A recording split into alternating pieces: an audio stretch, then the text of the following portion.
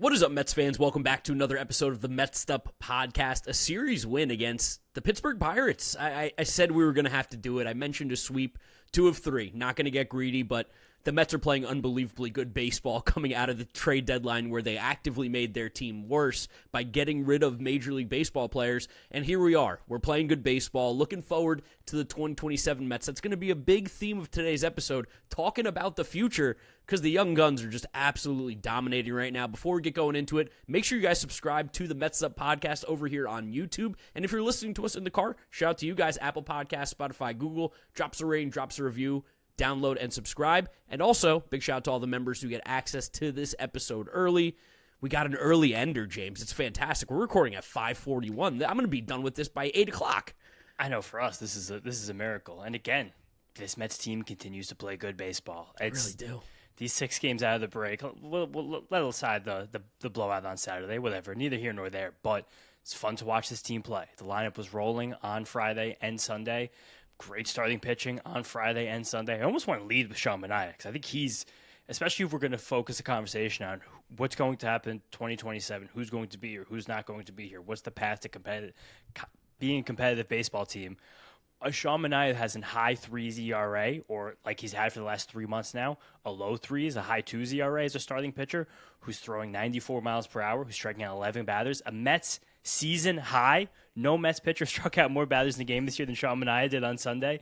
This is a wonderful development and one that I wish was happening as this team was trying to keep their head above water rather than just, again, looking towards the next season. Yes, but again, building towards 2027, we know that Scott, McLean, and Thornton are definitely going to be a part of this rotation right now, which is a hilarious sentence to say out loud. And Manaea is too, but he's kind of the guy that everyone's going under the radar with because it's always more exciting to talk about the great young arms that the Mets have right now in the rotation. But we're going on, almost 2 months now of Sean Manaea being not just a capable pitcher. Yeah, being a solid pitcher. And for him, like you said, to have an ERA that could float in the low 4s, high 3s, you have that as your 4 or 5 starter. All of a sudden, this Mets team feels so much different. And what do you know? The Mets have been winning more baseball games when they get actual capable starting pitching on a day-and-day basis. I can't believe that some way, somehow, Sean Manaea is making more of an impact for the 2026 Mets than Freddie Peralta ever did. I mean, yeah, it's not even a question. It does suck now when you look back that it took Sean Manaea 6 weeks to get himself totally back together when there was all the nonsense about his ramp-up coming through almost the offseason. Almost like he needed spring training. Really frustrating how this all has gone down. But again, the fact that he's here and back now, do you want to hear some other pitchers in Major League Baseball who Sean Manaea, and even after all the nonsense early in the season, with at least 100 innings pitched, who have a higher than Sean Manaea's 4.13 ERA? Yes, give me some names. Okay, Framber Valdez, nice. Will Warren and Davis Martin, who were world beaters for the first 2 months of the season. Trevor Rogers, who people thought should have been considered the top 20 pitcher coming into the season. He's been really good for 2 months now. Nathan Eovaldi, Kevin Gausman, Dustin May, who just traded for 2 top 100 prospects. Brian Wu, who people consider the top 5 pitcher in baseball coming into the season. I still love him. Still think it's all good there. But it's kind of amazing how really, and Freddie Peralta, David Peterson, 2 other ones, 2 old friends over there, all the way at the back of this ERA leaderboard. It's really nice to see, and the most encouraging thing about Manaea, as Gary and Ron talked about today, and as they have for his last few starts, this fastball is just on another level right now. Yeah. His confidence to beat hitters with it in the zone, his confidence to elevate that thing at the leathers, to throw the pitch 60% of the time. We're going on like 4 starts in a row now. To get that thing up to 95 a few times, to sit 93, harder than he's even sat any of the last few starts, and then bust the sweepers off that, showing 2 different kinds of sweepers too. If you saw today, there was a faster one, a slower one. He broke off one that was like really slow for one of the strikeouts in like the 5th or 6th inning. He very comfortably looks like a mid-rotation guy as we head to next year, which is all we ever could have asked. Yeah, again, like we are looking forward to 2027 because this season is over. I do see some Mets fans doing like the hopium right now of like, if we just play like the Red Sox did for the last month and a half, we could make the playoffs. I'm like, think about what you just said. Could. It's still not even a guarantee. The season's over. They're not doing anything in 2026, but it is super encouraging to see because a lot of who is doing the good play are guys who are very much going to be here in 2027 and are expected to be a part of the core past the 2027 season even. Even just give a sense of like what actually Hopi and the Mets have to do to get in. For the Mets to end the season 500 will not happen. No chance whatsoever. They have to go 30-15. They have to play 667 ball the rest of the season. Of course, not going to happen. And the other part of this conversation is kind of funny is there are a lot of Mets fans, and this isn't even like logically speaking.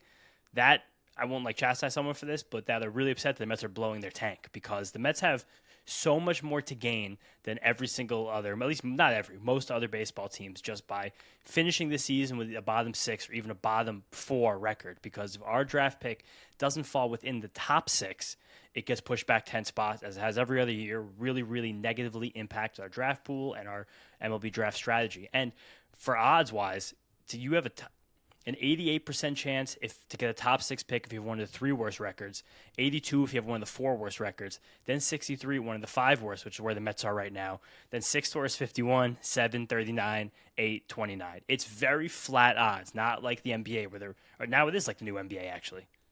Yeah, it is like the new NBA. New NBA, where they reflatten the odds. But it would have been really beneficial for the Mets draft next year to have a bottom 3 record. It doesn't seem like that's going to happen anymore. No, especially because you look at the A's, you look at the Angels, you look at the Rockies, even the Giants. Those Royals. teams are just the Royals. Those, what I name 4 or 5 teams right there. Giants are better than us still. I don't think that's even true. What are you talking? The Giants have less than 50 wins. What are you talking about? Giants are. Oh wait, this tankathon is very, very far behind then. Yeah, I was like, what are you saying? The Giants are done. Yeah, you're correct on that. My bad. My bad for reading the tankathon. We do not have the 5th worst record in the league still. No, we definitely don't. And the Mets are going to get cold again. This team is still not good. I want that to be very, very clear. But again, the players that are making the impacts right now, I love that we can look for guys, even when we're talking about the chaos bullpen right now. I love that we're finding dudes that feel like not just going to stick around this year, but we'll be part of this bullpen next year too. Yeah, definitely. I do wonder if everyone wants to hear about Jan. I can't believe we got 7 minutes in without talking about Jeffrey Jan. My king. Great moment on Friday night. One, coming into a game in big-time trouble. For some reason, it was the ghost of Carlos Mendoza returned to the Mets dugout. And after Daniel Nunez got through a clean 6th inning, I would be like, nice, get Daniel out here, head held high. No, comes back out for the 7th, doesn't get a single out. Jeffrey Jan enters the game as a left-handed pitcher, making his 2nd Major League appearance, with, I think, 3 righties due up, the bases loaded, nobody out. Yep. And he kept it to 1 run on a sac fly. Really good work by Jan, and the biggest play of which, the one that closed the inning, a ball in the dirt, because he was throwing some dirt balls at Torrens. Oh, yeah. And Torrens was really doing well to block a lot of those. It got 7 feet away, 10 feet away. Torrens slid down. Jan, like a lightning bolt, covers home plate the second the ball was in the dirt, and then makes a tag. Was that on Reynolds? Was it Triolo? It might have been Triolo, honestly, I think. Might have been Triolo. Triolo, they mentioned on Sunday. You don't realize Triolo and Beatty, same high school? Did not know that. I think Triolo might be a bit older, but that's both Lake Travis guys. Wait, Jared Triolo, also a generational Mets killer. They were in high school same time, 2-year difference. Oh, wow, that's pretty good. Man, they were the same baseball team, pretty talented. But, we always joke about how, Jared Triolo was he was so pesky, and then, last year he kind of became my guy a little bit. I started buying into it, and he's not played well this year, but he still shows up every single time against the Mets. And he's still good defense. Yeah, he loves playing this Mets team. But again, Jan, to enter a game like that in a situation where it was not a good situation at all, no. But to get himself out of it in that situation and to make the big play and then to keep showing his emotion after it. I don't know. I truthfully don't know if he's going to be in this bullpen next year, but he has 6 years of team control and 3 options, so I'm assuming he'll still be in the organization no matter what, so we're going to have a lot more Jeffrey Jan in the future, but I really like watching him pitch. And then how many left-handed pitchers throw 101 miles an hour? Why didn't he have a job yet then, guy? because Major League Baseball is being the old man crankiness of the celebrations, the antics. When you shove 101, I think every team in baseball probably, when they saw that, even though they had this data, probably went, shit, 101 with options? He'll never play for another team. The Mets should never have to get rid of him. I think it's also the fact that he does not know where the ball's going. 101's great, but it's when he was throwing those dirt balls, he threw 3 of them in a row. So, all right, here we go. That's just him being juiced up. There were curveballs. He was trying to make them nasty. He had the adrenaline going. He's got to get that a little more under control. But I don't think the control has been as bad as it's being led on. I think it's been really bad. No, stop it. I think he's missing spots by feet. But again, it doesn't matter. Doesn't matter. Good stuff. Yeah, he's getting Give a lot him of ground. the Chapman treatment. Just throw it down the middle. He's getting a lot of ground balls too. I also like that Mets social media's leaning into the Jan stuff. I think you either saw that you liked it or you sent me an Instagram reel because we're both unks of Mr. Met just doing things and just yawning afterwards. Oh, throwing out some trash. Yawn. This is something that, as we're doing right now, there's not a lot of excitement going on with this Mets team right now, which is funny because they're actually playing well, winning baseball games. But he's kind of worth the price of admission. No, I can't wait to get into Citi Field and watch that guy pitch for the Mets because, I bought a Jeffrey Jan jersey. Once I saw that he had the options and the years of control, I was like, David Stearns is never letting this guy go. He will be on this Mets roster 40-man roster as long as David Stern still has this job. So if you hate Jeffrey Hahn, that means you're rooting against the Mets, which means, well, actually you're rooting against David Stearns, which then means you're rooting against the Mets' success. So just keep that in mind. If you want Jeffrey Hahn gone, it's actually because you don't want the Mets to win any games. I know this is a busy time of year for many of you, including AJ. When you're home, you need everything to get done fast with quality. Absolutely. That's why Factor meals are perfect for me. Ready in 2 minutes, healthy, pre-made, protein, all the things I like, vegetables, they're all mixed into one, and it's quick, easy, cleanup, done, boom, I'm full, move on to the next task.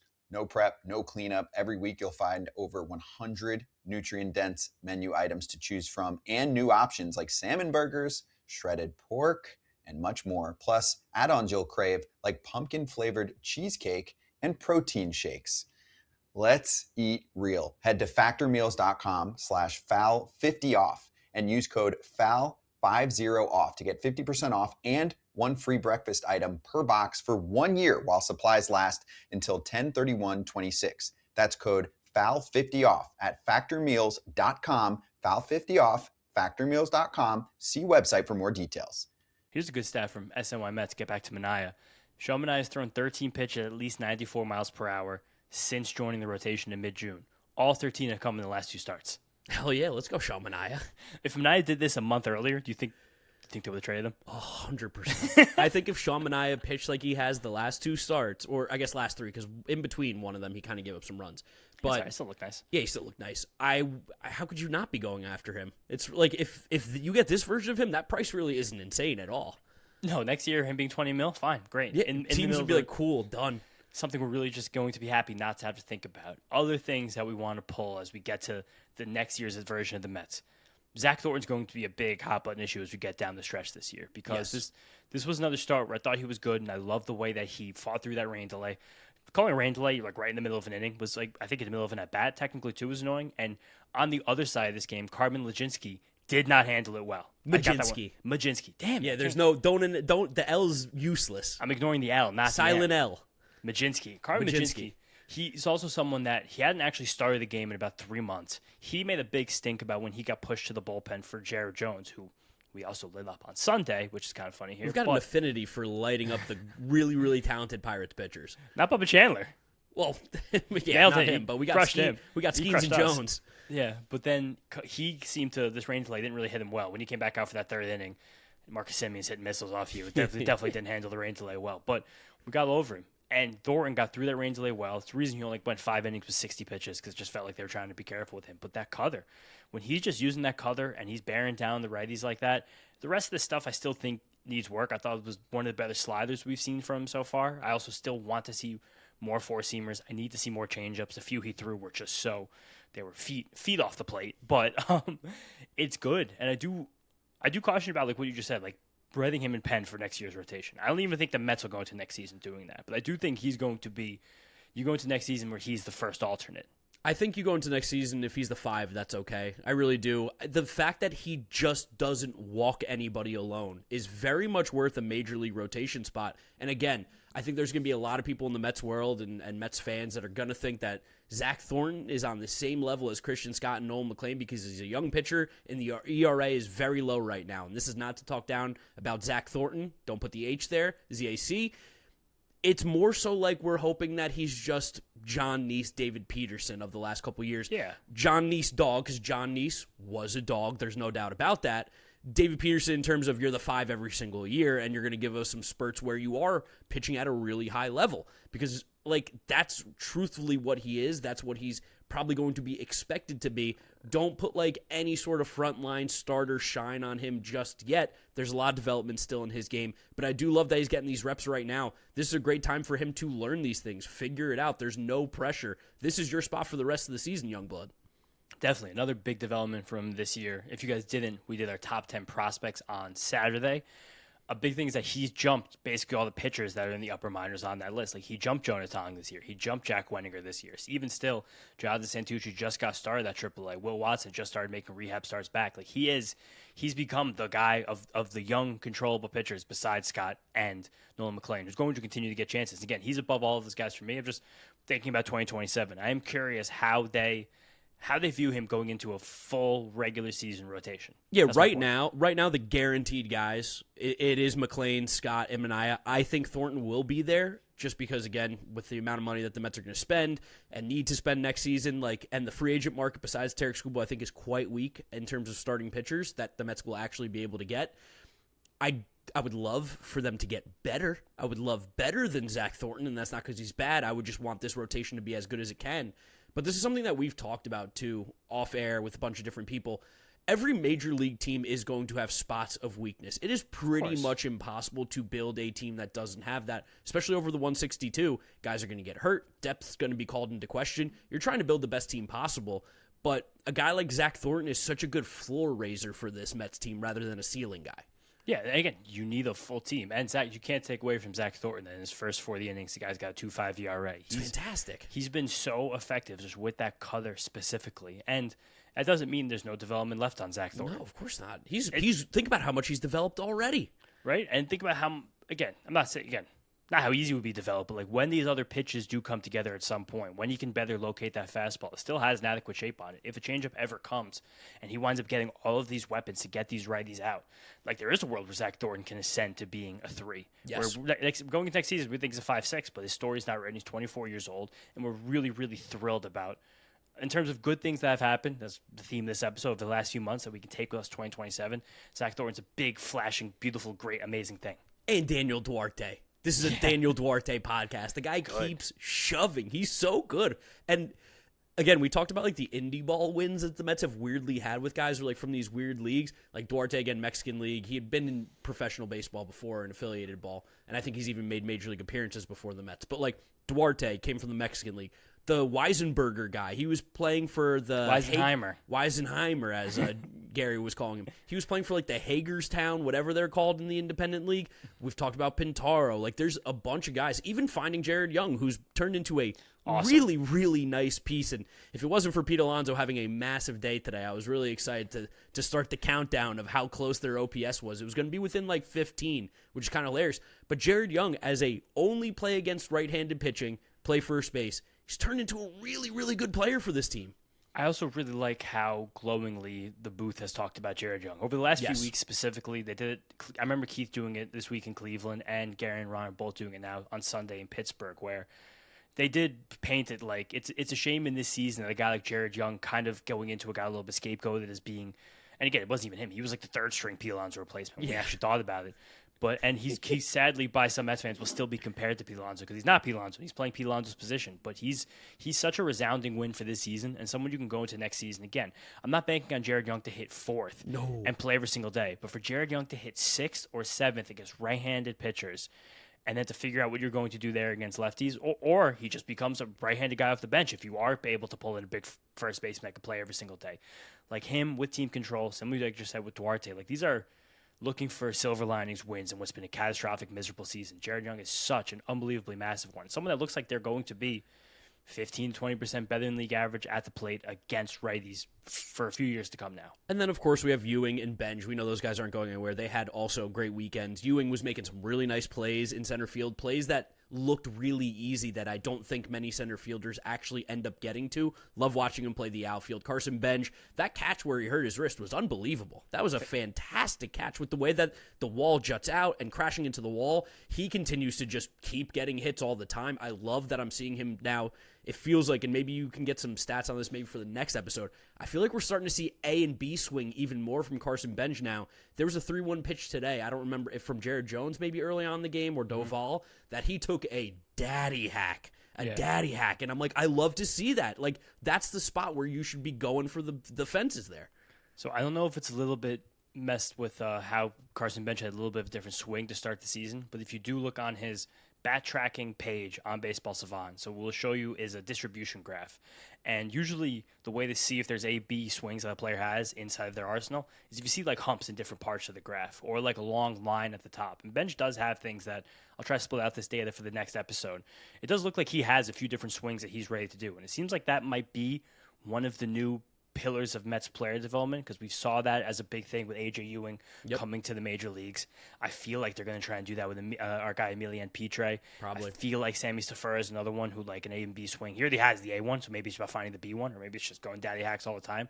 It does feel like this is a philosophy that the Mets' internal hitting development is working with, and these players are taking to, and is helping them be productive. It's a big weekend also for the underwhelming guys this year too. Bo Bichette, I've come to the conclusion that he is the most inconsistent baseball player I've ever watched, and I'm pretty confident that he's been like a near 300 hitter in his career, because he will have moments where he goes 0 for 15, and then he'll have moments where he is 13 for 15. He doesn't really do the whole like get a hit every game kind of thing. He's not a hit streak guy in my opinion. Because this weekend he had some crazy games, of course, but then the 5 for 5 to end it, I'm like, oh yeah, that will boost your batting average no matter what part of the season it is, like 20 points. It boosted up 8 points in one game when he's already played 117 baseball games. It's crazy. And he got guys on base percentage over 300, Mark. That's what we're looking at here for Bo Bichette. That's massive. 2027, Bo Bichette's going to be here. I actually don't think so at all. That would be so amazing. Oh my God, please. I don't remember who wrote the article, but he was giving an interview about, those guys.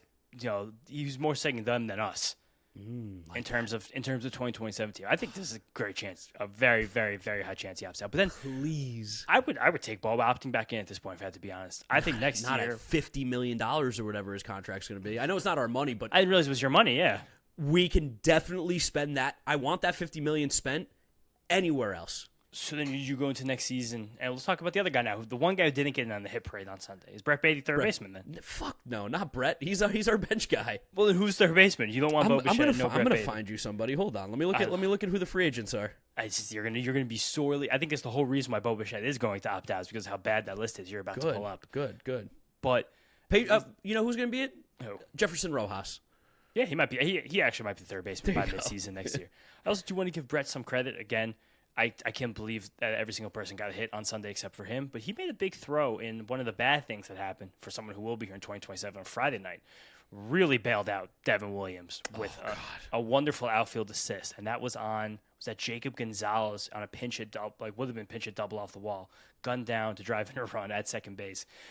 Brett still has that arm. He has looked better in the few starts he's gotten over the last few weeks in the outfield. I think that's something the Mets are desperately going to continue to try doing the rest of the season is get Brett Beatty better in the outfield.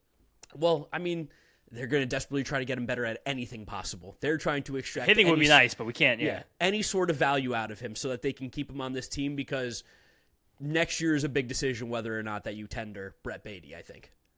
But that's also the difference between, I think, a Brett Beatty and a Mark Vientos. And we've been having this conversation in circles for 4 years, 3 years this now. Podcast been going? Yeah, and now we're at the point where all the people are like, "We told you so." We're going to have to non-tender one of these guys. It's going to be Mark Vientos, I promise you. Yeah, it probably is. He will have another chance when he comes back, though. But that's kind of something else to pull, I guess, in a negative way. That it's just hard. It's going to be really difficult to find his role in the team, but I still think he will maintain it. Science experiment for the 1 minute we have to tell you about why we love Quince electrolytes, including watermelon salt, raspberry salt, and I'm holding a citrus salt. Just opened it. I'm going to pour some powder into my water, shake it up. And AJ, why do you love it? I love Quince because after a long night out, a long day at the gym, a long walk in this Florida humidity, it tastes great and it gives me all the electrolytes I need. Why? Sugar-free, stevia-free, keto-approved, and tastes sweet because of that delicious fermented rice. It does taste really good. I'm drinking it right now while we talk about it. It's also made in the USA, rigorously third-party tested. Give your body what it really needs to stay hydrated. Go to quince.com/foul for free shipping on your order and 365-day returns. That's QUINCE.com/FOUL for free shipping and 365-day returns. Quince.com/foul. These statements have not been evaluated by the Food and Drug Administration. This product is not intended to diagnose, treat, cure, or prevent any disease. Shout out Marcus Semien. Again, I proclaimed him dead, and he has been playing really good baseball since I've said that. He goes on some streaks as well. The one thing I do want to bring up here, maybe put a bow on this whole Pittsburgh Pirates series before we go into our series preview for the Braves. The Mets are, one game under 500 since Andy Green took over? 2? I think 2 or 3 games under 500. Okay. 18-20, I believe. It does make me very frustrated. Just stick with me, everybody. Stick with me. It's going to be a really convoluted way to get here. It makes me so frustrated, more so, that the Mets held on to Mendoza for as long as they did. I think it is very, very clear that whatever was going on with the Mets, there's a lot of fault to blame with Carlos Mendoza. This team has actively gotten worse since Carlos Mendoza has left, and they're playing better baseball. Oh, yeah. And this team was so bad with Carlos Mendoza, so bad, that even the Mets playing 2 or 3 games under 500 baseball feels like they're playing some of the best baseball in Major League Baseball, which is an insane sentence to say. And I guess like technically in these last 6 games, they have been playing some of the best baseball in the league. But the fact that it was so bad under him, and it feels like, again, the guys are really loose. It feels like everybody's like playing baseball. They still are not a very good team in the current standpoint. But that's how bad it was when Mendy was here, that we think that this version of the Mets, like to the average person, like this is playing good baseball right here. And there is some degree to it where it's like, it's not like it was necessarily his fault, but like we were kind of clamoring for at the time when there was still a teeny tiny bit of a murmur of a heartbeat on the season. Yeah. It was just, that is the button that teams press. And we have seen It's worked for everybody. the 2 other teams who fired ahead of time rather than late having, I mean, we'll see what happens with the Phillies next few months here, but the Boston Red Sox are in whatever. If there's a word for more than inspired baseball, that's what the Red Sox have done. I mean, you had them ranked as your number 2 team in the league on your power rankings. They're the best team in the American League. I mean, they're devil magic right now. Like they're the Mets 2 years ago, the Blue Jays last year, the Red Sox right now. And they're even better than both of those. And you still look at their lineup every single day. I'm like, these guys suck, but it just doesn't matter. They win baseball games. I also think there is something about, and Bo had comments about this after the game. I want to find it. He said, we have a lot of baseball in front of us. Not necessarily true. It's in everybody's best interest and desire to play hard, win games, find the best versions of themselves, and finish strong. And I do know, we talked about it a bit at the top, that there has been this section of the Mets fan base, and I don't think you guys are wrong logically, that they're upset that this team's winning games because they're hurting their tank and will almost undoubtedly ruin their draft pick for next season. Yes. When it seemed like we were going to get a gift, possibly get a top 3 pick, get a new blue chip prospect in the system, and probably be much better off for it 2 years from now. But at the same time, I can never be really, like, in my heart of hearts mad about the Mets playing good baseball. No, never. I'm never going to root against this team. We're going to go to games still the rest of the year, and I'm going to be very much celebrating every time the Mets do something well. Shout out Andrew. Saw him met him at a party this weekend. He's in favor of the rotisserie chicken idea. That was definitely the leader in the clubhouse right now for the Mets meetup. I think we are due in August to do a little rotisserie chicken night. Yeah, but at the same time, like this Mets season, I think was a real return to like some of these Mets seasons that we dealt with as kids and teenagers. I think about 2005. I think about like 2013 and 14. The Omar Quintanilla years. But those are even leaner than I think these years. Were like 2001 was like the first one was like, oh no. I mean, 6 years old. Was it 17 was Collins last year? That one was tough. That was just bad the whole way through. It wasn't there were not this many interesting young players. Oh, okay. Oh, that's what now I'm saying. I understand. What I'm saying, there's gotcha. in my mind, and I think a lot of Mets fans are upset about the non-tanking because they don't believe what I'm about to say, but that this team has monster building blocks. Yeah, I think so. Like we talk about this outfield. The outfield's set for 6 years. The Mets do not have to think about anybody coming in to play the outfield for the next half a decade. And we very confidently have a starting pitcher who's going to be on the 1-2 line. Another starting pitcher is probably a firm 3 with the ability to do more. And those guys are also going to be here 5 more years each. And those are 4-6 spots in play. And then also under contract, we'll still have next year one of the 5 or so 6 best shortstops in baseball, even as he continues to regress, a top 4 lineup hitter. We have a catcher that's locked in. I know he plays dog shit defense behind there, but in terms of at the plate, as long as we hit him ninth, he is an elite power hitting catcher. And Juan Soto. So again, at the same time, people say the culture stuff's bullshit, playing winning baseball's bullshit, just get the pick and get out of the season. It would be, I think, more disastrous for the next few years of the Mets, which still might not be good. I won't tell you. I won't lie to you and tell you I guarantee they're going to be great. But there's just something about a team playing good baseball and like enjoying themselves. Scott and McClain talked about in separate interviews how they really needed some energy and that Jan brought it to the club. Again, to your comment about Mendoza, where it's like something was lacking. And the other thing, I'm going to talk, football's a little bit on the mind right now. We're getting into August. Something like this happened 3 years ago. The last game of the season, it was, I believe, the Lions against the Texans and the Bears, some bullshit like that. But the Lions were locked in to get a number 1 overall pick. They wanted number 1 overall pick. They were tanking hard. But over the last 7 weeks that season, they started playing good football for the first time in almost the entire history of that franchise. And people were talking, people were talking to Dan Campbell and players about tanking. It's like, fuck this. This is football. The guys are playing for their jobs. They're playing for their lives. You can't tell professional athletes to lose on purpose. And again, what you can do is trade your entire bullpen and hope that makes you lose games on accident. But neither here nor there. And the Lions wound up winning their final game of the season, getting the second pick. People were up in arms about it. But they got lucky. The team that was drafting first, the Jacksonville Jaguars, they made the worst pick. They took Trayvon Walker, who's now become a very good player. But the Lions got their guy, Aiden Hutchinson, at 2. They built a culture, and they've become one of the more feared teams. They had a bad season last year, but they've now become like a real franchise, real organization, real ball club. And that's kind of the hope for this Mets team. We keep talking about how there's not been any consistency. They've not been able to get over the hump.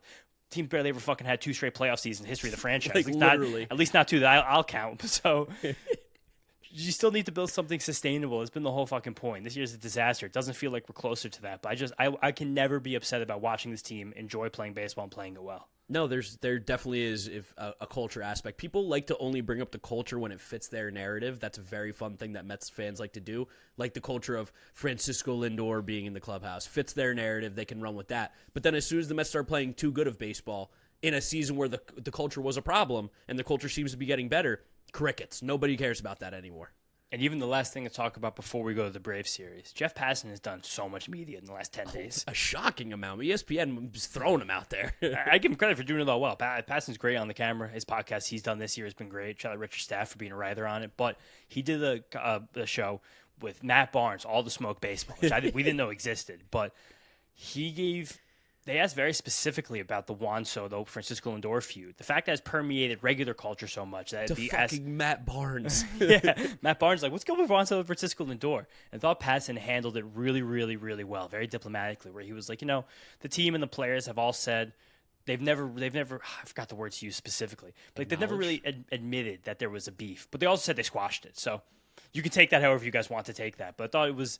He then went on a diatribe about how it's fine. They don't have to be best friends. They don't even have to be friends at all. You just have to. There's been clubhouses that have won World Series that haven't been like super tight homies like that.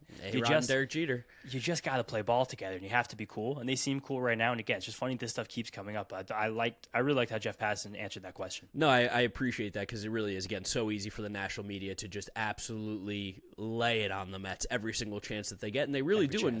And that was a good time for Passan to honestly stir the pot even more, but. Good reporting. That's what journalism's supposed to be, not this fucking speculation nonsense. Instead, tell you what's actually going on. And that's why Passan's in the circle of trust. We haven't talked about the circle of trust in a while. Passan's the leader of it. Circle of trust been going up and down a lot. We also lost Tim Healy, who was like our shining member of it. But shout out Tim. Yeah, I mean, of course, politics broke up the Mets clubhouse last year. Whatever happened. Who again, we still don't even know what's going to happen with that in the offseason. We're going to get there when we get there. Big question. All the guys that the Mets got rid of this year, surely their teams are crushing it this year, right? Just a quick check-in. Something that's funny is that, one, those things, but also all the guys that we traded away. We got a top 100 prospect off the Cubs. Clay Holmes looked horrible in his Cubs debut. Every trade deadline acquisition looked horrible. I mean, Holmes' velocity was down. He wasn't throwing the curveballs anymore, which might have been a Cubs idea. He didn't get a single swing and miss on his sweeper on Saturday night. Yikes.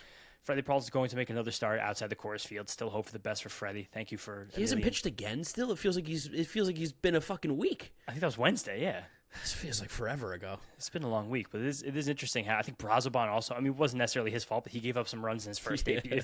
He came out and inherited runners. We know Brazoban loves that shit. But Luke Weaver looked great for the Pirates. Yeah, Luke Weaver looked great for the Pirates. Diana was like, let's just take him back with us. The bounce back trade. That's what it is. Just send him out on loan. He's not going to make the playoffs anyway. Who cares?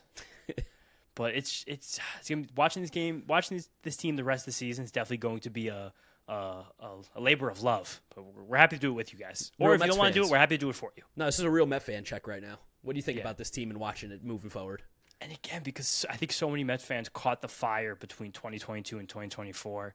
It was like Steve Cohen, all his momentum, Juan Soto. Oh my God, the Mets did it. The Mets are over the hump. And then now we're like comparing this to 2005 and 2010, and you're like, these were lean years. Windows open and close very quickly. Got to open this window again one more time. That's why it's nice to see a lot of these teams actually be very aggressive at the trade deadline. But I think that's all I got. But time for us to do a little series preview here. Of course. You know how much you guys love the series previews. We're not going to skip one as we go forward the rest of the season. That was on Mark. But against the Braves in Atlanta, no off days. So Monday, Tuesday, Wednesday, off day is going to be Thursday. Back to 7:15 starts. Atlanta likes to do it late down there. Let everyone have their drinks and food in the Battery, and no day game getaway here. So Wednesday night. Wednesday night when I have a late shift at NBC, we got the late podcast after that. So Monday night, fun one here. Christian Scott versus Bryce Elder. Ace off. I was going to give the next one the ace off. Tuesday, 7:15, Nolan McClain versus Martin Perez, who, like a cat, so many lives. He will not leave this Braves rotation. I think he's even DFA'd by them this year. Now he's making starts down the stretch. That's and then crazy. Wednesday evening again, Zack Thornton versus Tyler Mahle, who had a great Braves debut. The one guy who actually had a great trade deadline debut. The one who were like, he's dead. Yeah, exactly. He's the one. But this Braves team just played one of, I think, the most fun 3-game series we've seen this whole season this weekend against the Yankees. There were multiple extra inning games, tight games.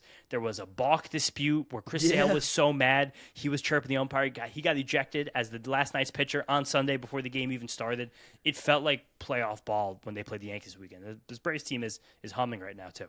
Yeah, and if Ronald Acuna played for the Mets, there would be articles written about how lazy he is in right field. Gotta talk about that for a second. I tweeted it out. I didn't even call him lazy. I just said, is he okay? What's he doing? Because in a game where the Braves were winning 2-0 in the ninth inning on Friday, Ronald Acuna lollygagged after multiple balls, and then he threw lollipops in to relay men. No extra bases were taken, but it was him really just, like sauntering around out there. And then I think he's been instructed to. I think he probably has too. I don't even think he has any functional needs at this point. And then when the Yankees hit their walk-off sac fly, Ryan McMahon, after real nice walk from George Lombard. Really impressive first week for the kid.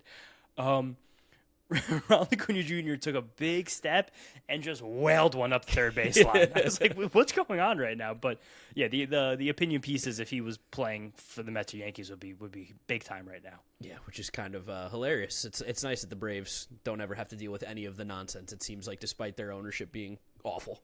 And the funny thing is, too, so we beat the Braves 2 out of 3 in Citi Field a few weeks ago. Then they swept the Nationals for 4, swept the Marlins for 3, and then they just lost a series to the Yankees. So this is big for the Braves to break their New York juju, because even before that with us, they beat the Orioles in the series, they won 3 out of 4 against the Padres, and they beat the Rangers in the series. Lucky for them, they won't have to face New York in the playoffs because they're not going to play the Yankees because they're not making the World Series, and the Mets suck. So It was the last time the Braves lost a series against a team not from New York was the first half when they lost against the Cardinals. Right before that, they lost to the Mets. holy shit. No, tied the Mets 2-2 against the Mets. That's absolutely insane. Yeah, it's been a weird season. Mets Braves. Go figure. The year we stink, we have the Braves number. But hey, let's play spoiler again. That's kind of what we're doing. Let's keep winning baseball games. I don't care about the draft pick as much as it would probably help this organization in the long run. No, I want to see some positive momentum going to next year, and I would love to crush Bryce Elder. Of course, yeah, because just for the takes of knowing ball. While this offense is rolling, please just let's get one over on him. Which means he is going to pitch a beautiful game tomorrow night. We'll see. He does that sometimes, but we also got a Frankie Peppers to close it out. I can't wait for his hot take. Yeah, no, I love gets a nice 5 minutes at the end of the podcast. Whatever Frankie asks us, Of course. Nice element. Look All at right, Frankie, Frankie. adapting, growing, developing. Here comes Frankie. Gentlemen, this is Frankie Peppers. How you doing? It's a very polarizing team right now, huh? You win 1,000,000-1, you don't score, and then you have a game like you did here on Sunday. It's almost like how my teeth are treating me right now. One moment I can't feel my mouth at all. The next moment, all of my teeth are attacking my gums. So the recovery process is on the up and up, gentlemen. I wish I had any sort of texture. There's no texture. I've been eating slop the past few days, gentlemen. So Low power mode. Low power mode. You son of a bitch. Frankie was rolling. my hot take is that texture is more important than food than you realize. And Yes. boys, what's your favorite texture when you eat food? All right, gentlemen, take care. Hope you're doing well. Let's go, Mets. I'll talk to you soon. As a big texture proponent, guy. I'm a big texture guy. I hate bananas. Love the flavor, hate the texture. That's insane. They start off like firm, and then it becomes loogie consistency as you start to chew on it. That is a disturbing texture. So yes, I agree with Frankie. Texture is one of the most important things in food, and the best texture on the planet is always crispy.